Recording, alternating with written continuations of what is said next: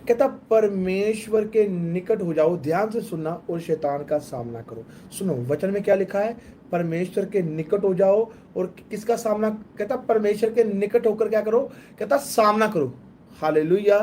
क्या वो आपको कहीं पर छुपा रहा है, वो क्या कह रहा है, कहता निकट होने के बाद क्या कह रहा है, कहता सामना करो। हालेलुया। क्या कह रहा है, कहता सामना करो, परमेश्वर के निकट हो जाओ और सामना करो, वो तुम्हारे पास से भाग निकलेगा। हालेलुया।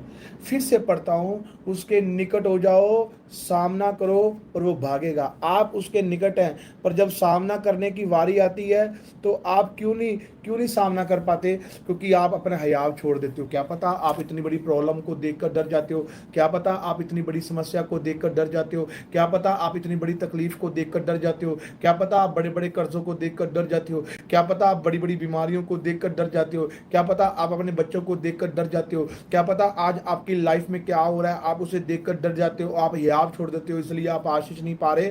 पर मेरा आपसे बोलना है, मेरा आपसे कहना है, खुदाबंद के लोगों, परमेश्वर आपसे प्रेम करता है। जब गॉड ने कहा है कि आप हियाव बांधो, तो मैं आपको उसका वचन सच्चा होता हुआ दिखाता हूं अभी के अभी, और आप बड़े ध्यान से सुनना। जब दाऊद गोलियत के पास गया, तो मैं आपको बोलना चाहता हूं, शाऊल डर गया था।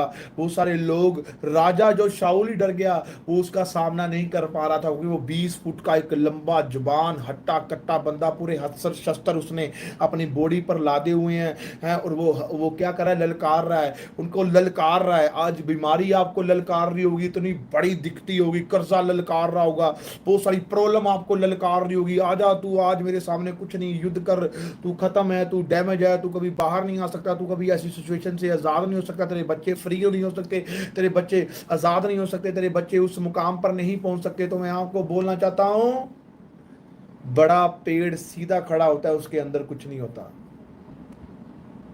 हालेलुया। वचन में लिखा है, मेरे अधीन हो जाओ। आपको अगर इनको अपनी लाइफ से उड़ाना है, तो पहली बात यह है, लिखो, सुनो, कानों में जाए और आपको ब्लेसिंग दे।